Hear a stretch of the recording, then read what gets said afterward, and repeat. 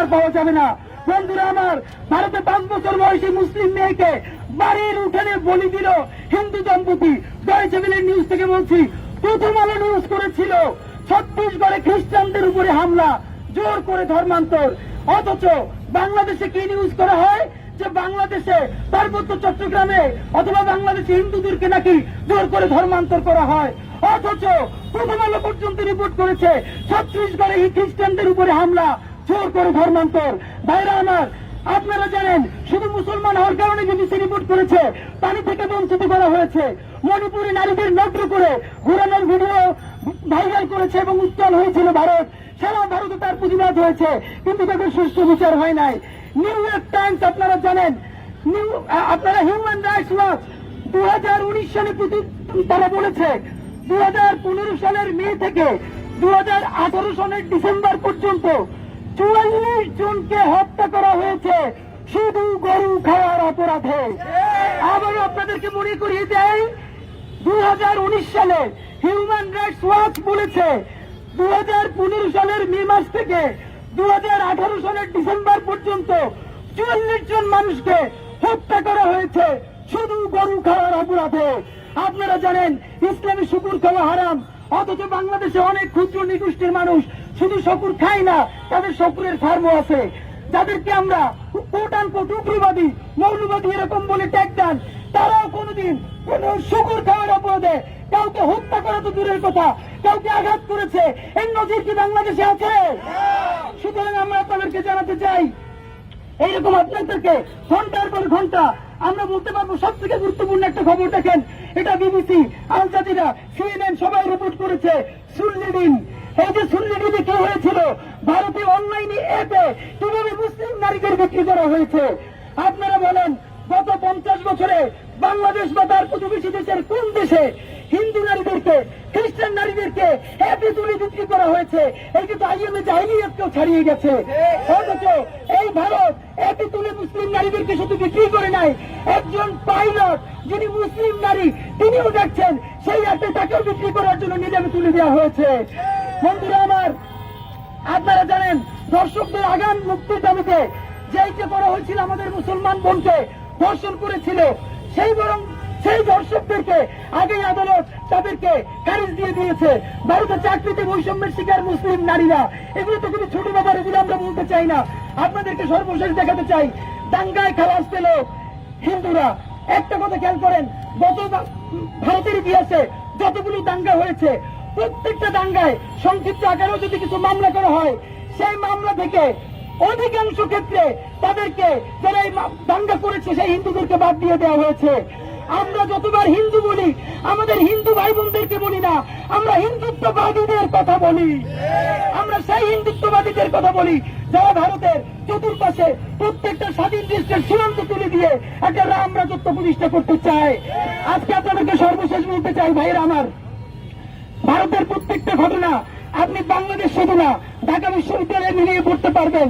এই রমজান ছাড়া গত 5 বছরের প্রত্যেক রমজানে প্রত্যেক হোলি উৎসবে বাংলাদেশের পুরান ঢাকায় ঢাকা বিশ্ববিদ্যালয়ে আপনারা দেখবেন হিজাবি নিকাবধারী মেয়েদেরকেও ধরে ধরে রং দেওয়া হয়েছে, প্রতিবাদ করেছে, সেই প্রতিবাদকারীকে আরো উত্তপ্ত করা হয়েছে। আবারও বলতে চাই, ইনক্লুসিভ বাংলাদেশ প্রশ্নে হিন্দুত্ববাদী আগ্রাসন মানি না। ইনক্লুসিভ বাংলাদেশ চাই, হিন্দু মুসলিম বৌদ্ধ খ্রিস্টান আজীবনের মতো মিলেমিশে বাঁচতে চাই। কিন্তু যারা আমাদেরকে এই ইনক্লুসিভ বাংলাদেশের প্রশ্নে কোন ধরনের বিচার ছাড়াই শাহবাগের সাথে রিকনসিলিয়েশন করতে বলে, তাদেরকে আউট অ্যান্ড আউট দিল্লি তুষার বলে ঘোষণা করছি। বন্ধুরা আমার, যারা ফ্যাসিবাদ করলো, গুম করলো, খুন করলো, আয়নাঘর করলো, তাদেরকে কোন বিচারের আওতায় না এনে রিকনসিলিয়েশন করা মানে হলো আপনি মুসলিমের সাথে আবারও একটা জুলুম করলেন। বন্ধুরা আমার, আমরা আপনাদেরকে সর্বশেষ জানাতে চাই, দেখেন গতকালকে ভারত কি করেছে, যে তারা জাতিসংঘকে বলতে চেয়েছে, আমেরিকাকে বলতে চেয়েছে যে বাংলাদেশে নাকি উগ্র সাম্প্রদায়িকতা ছড়াচ্ছে।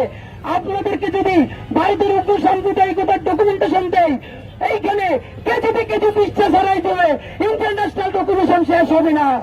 সুতরাং আমরা আপনাদেরকে বলতে চাই, বাংলাদেশ সরকারকে বিনীত অনুরোধ করছি, দেখেন, ভারতের ঘটনা আজকে ঘটেছে, আওরঙ্গজেবের কবরকে উচ্ছেদ করা হচ্ছে। এখন যদি অতি উৎসাহী হয়ে বাংলাদেশের কেউ কোন মন্দিরে হামলা করে দেয়, তাহলেই কিন্তু ভারতের মনের মতো হবে। আমরা সেইটা হতে দেব না। বাংলাদেশকে স্থিতিশীল থাকতে হলে ভারতের 20 কোটি মুসলমানকে শান্তিতে থাকতে দিতে হবে। সুতরাং ভারত থেকে আমি বারবার বলে, ভারতের নিরাপত্তার জন্য বাংলাদেশের স্থিতিশীলতা অত্যন্ত জরুরি।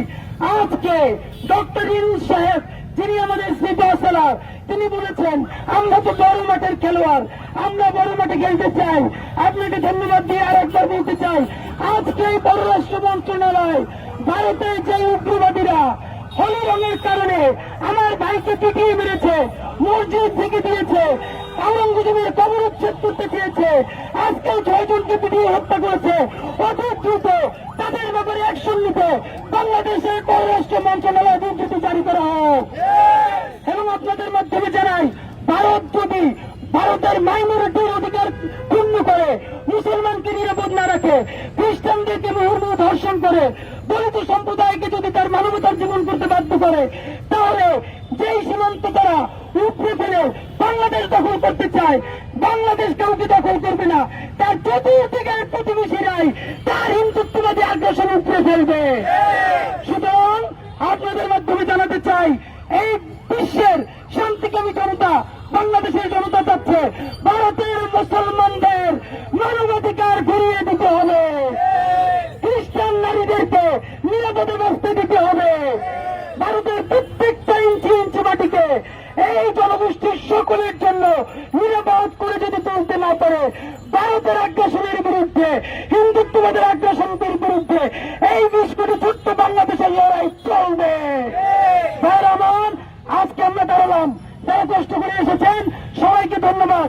শুধু শেষ মুহূর্তে বলতে চাই, যারা এইগুলোকে নেগেটিভিটি দেওয়ার জন্য ইনিয়ে কথা বলবেন, আপনাদেরকেও বলতে চাই, জনগণ বুঝে ফেলেছে এইসব আঙ্কি বাঙ্কি পলিটিক্স দিয়ে হিন্দুত্ববাদের রাজনীতি বাংলাদেশে আর চলবে না।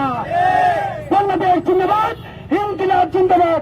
সারা দুনিয়া নারীদের জন্য নিরাপদ হোক, সংখ্যালঘুদের জন্য নিরাপদ হোক। বাংলাদেশ জিন্দাবাদ।